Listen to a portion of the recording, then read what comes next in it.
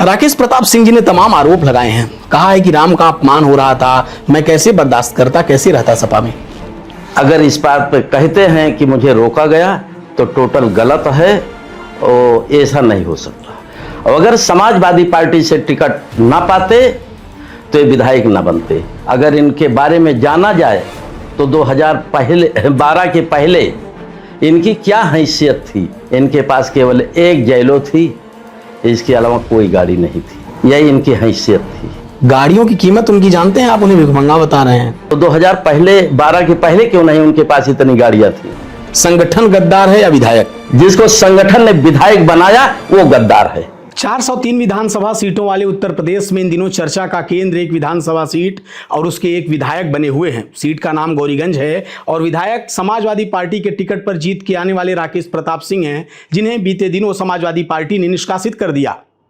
अब पूरी चर्चा के केंद्र में राकेश प्रताप सिंह हैं, क्योंकि बीते दिनों वो निष्कासन के बाद पहली बार गौरीगंज गए और उन्होंने शक्ति प्रदर्शन किया और मंच से समाजवादी पार्टी को खूब ललकार लगाई। इसके बाद एक बयान खूब चर्चाओं में रहा समाजवादी पार्टी के अध्यक्ष राम उदित यादव जी का, जिन्होंने राकेश प्रताप सिंह पर कई आरोप लगाए। हमारे साथ बातचीत करने के लिए अमेठी जिले के समाजवादी पार्टी के जिलाध्यक्ष जी हैं। बहुत बहुत स्वागत है नादिर टीवी में आपका अध्यक्ष जी।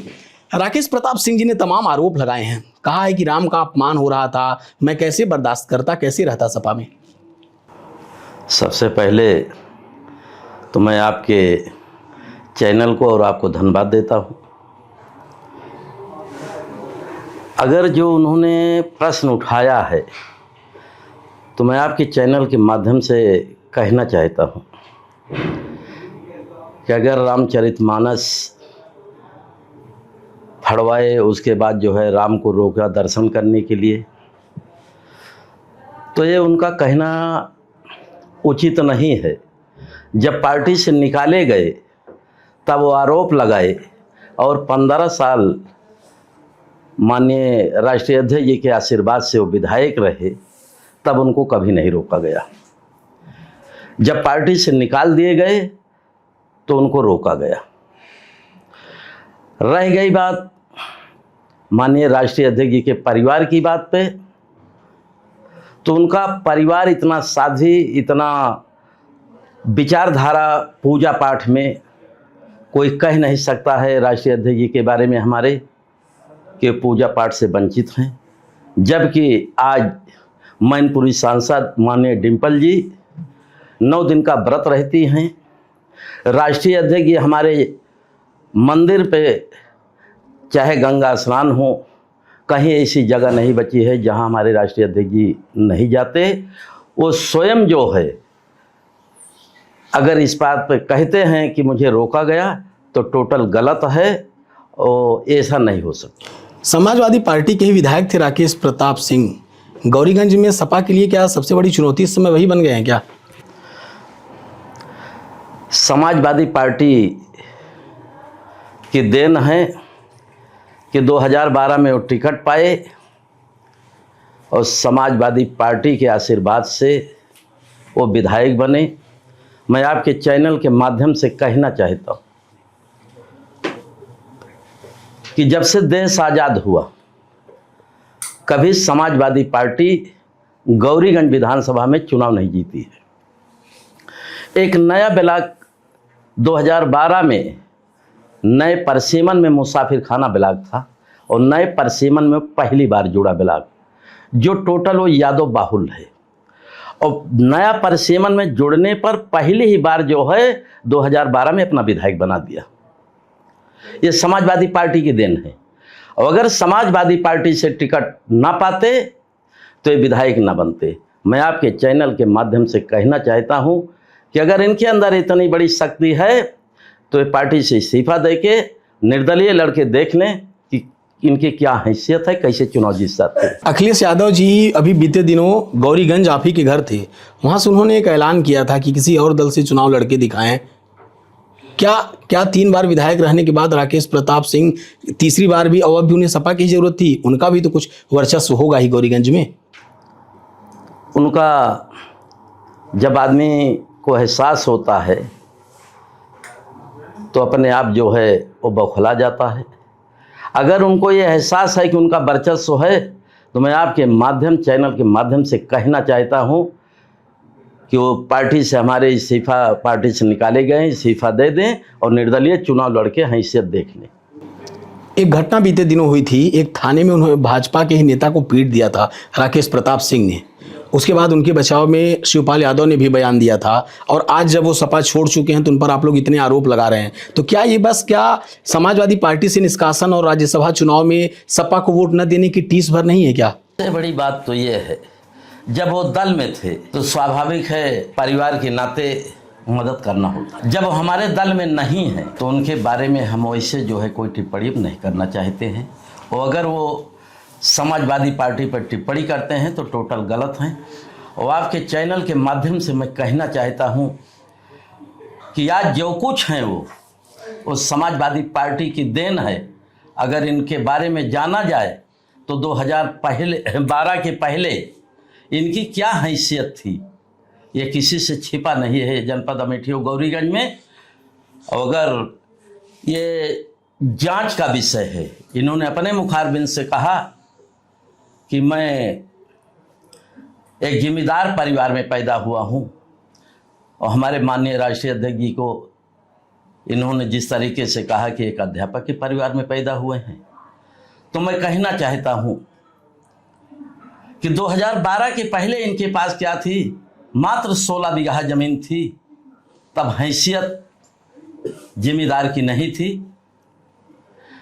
लेकिन जब 2012 के बाद ये विधायक बन गए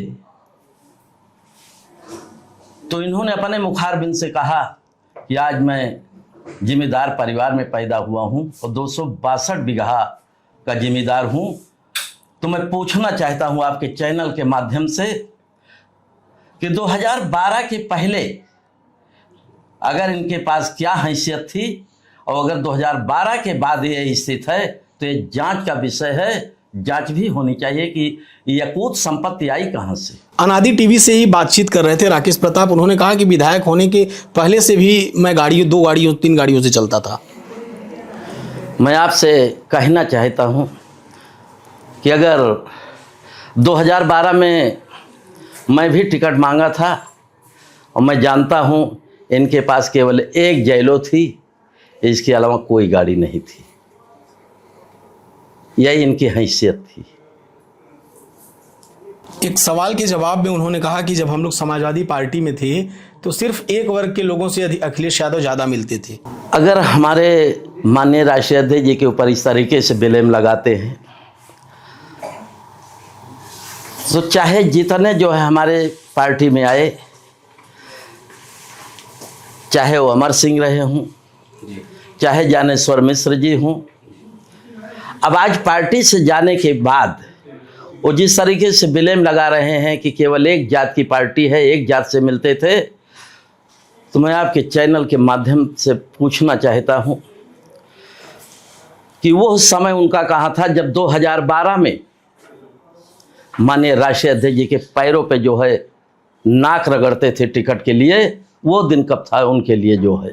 आपका एक बयान वायरल हो रहा था, उसमें आपने बहुत कुछ बोल दिया है। कल तक आपके विधायक थे, गाड़ियों की कीमत उनकी जानते हैं, आप उन्हें भिखमंगा बता रहे हैं।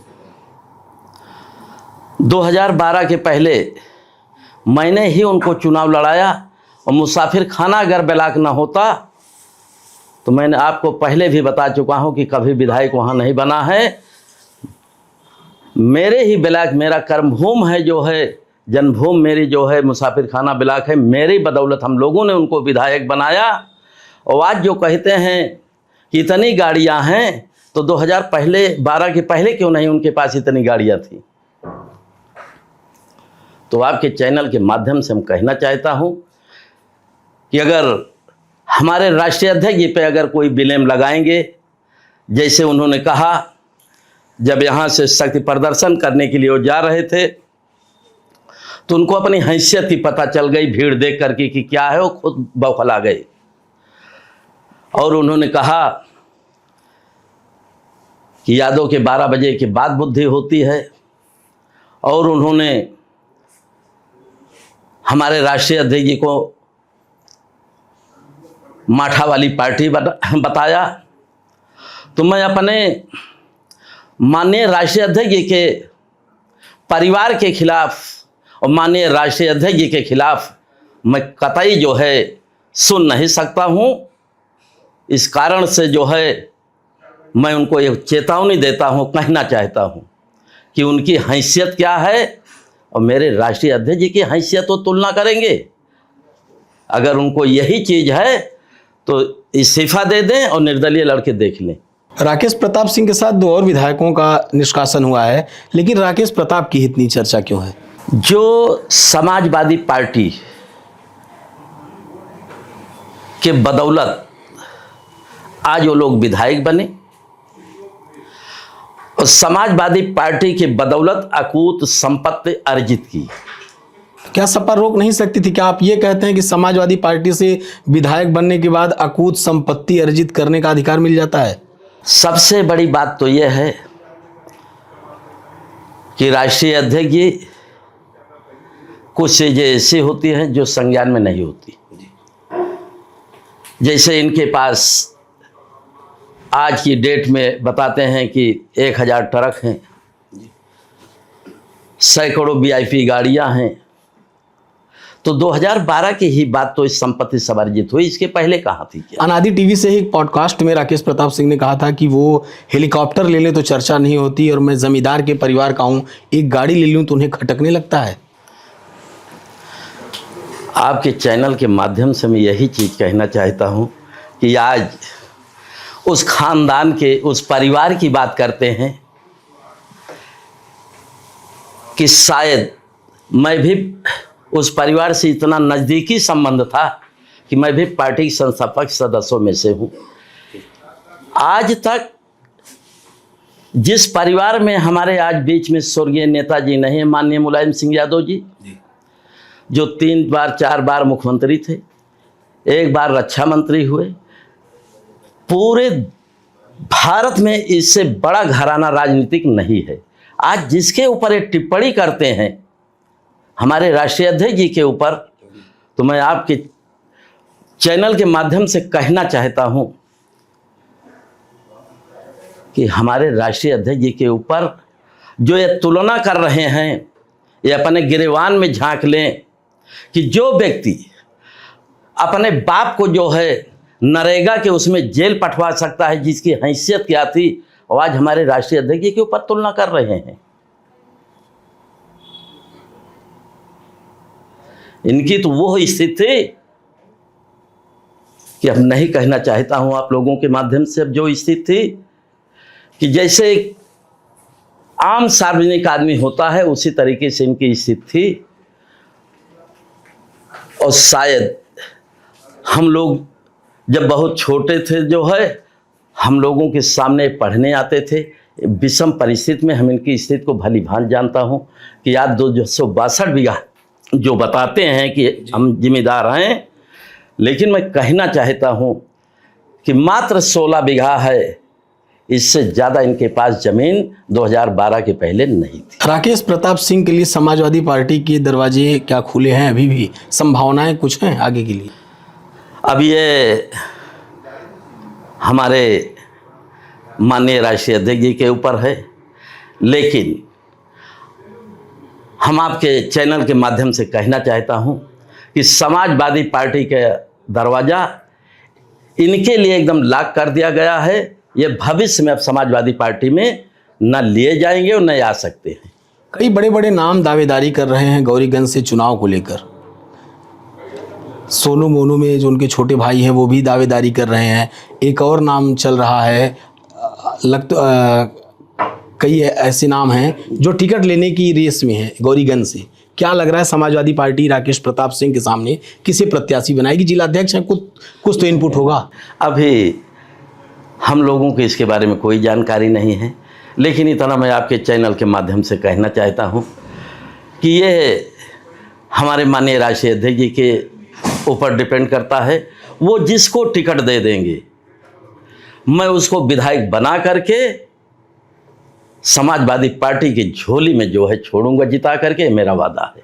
और राकेश सिंह की जमानत नहीं बचने दूंगा, ये भी वादा मेरा है। उन्होंने तो राकेश प्रताप सिंह ने तो ये कहा कि जमानत तो सपा की पहले नहीं बचती थी, मेरे आने के बाद सपा जीतने लगी। मैं आपके चैनल के माध्यम से कहना चाहता हूं कि उन्होंने संगठन पे भी अंगुली उठाया था।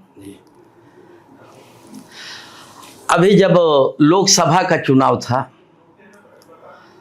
तो इन्होंने राज्यसभा में जो गद्दारी की थी जो है, उसके बाद लोकसभा का चुनाव हुआ और हमारे अमेठी से 2 विधायक जीते थे, गौरीगंज और अमेठी। दोनों विधायक हमारे पार्टी के साथ भीतरघात किया।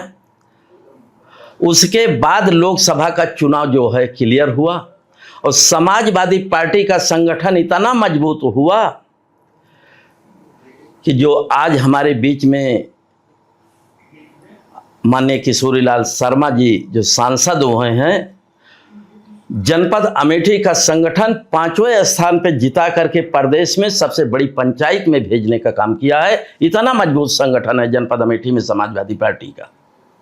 एक आखिरी सवाल रामउदित जी आपसे, राज्यसभा चुनाव की आपने बात की, क्रॉस वोटिंग के सवाल को लेकर राकेश प्रताप सिंह ने कहा था नादी टीवी से एक पॉडकास्ट में, कहा कि जब सड़क पर लाठी खाना होता है, जेल जाना होता है तो कार्यकर्ता होता है, लेकिन जब किसी को राज्यसभा भेजना होता है तो बम्बई दिल्ली से लोग लाए जाते हैं। और इसी में एक और सवाल उन्होंने नत्थी किया था कि हम पर गद्दारी का आरोप लगा, लेकिन अमेठी में समाजवादी पार्टी का संगठन भाजपा को वोट करता है, तो संगठन गद्दार है या विधायक?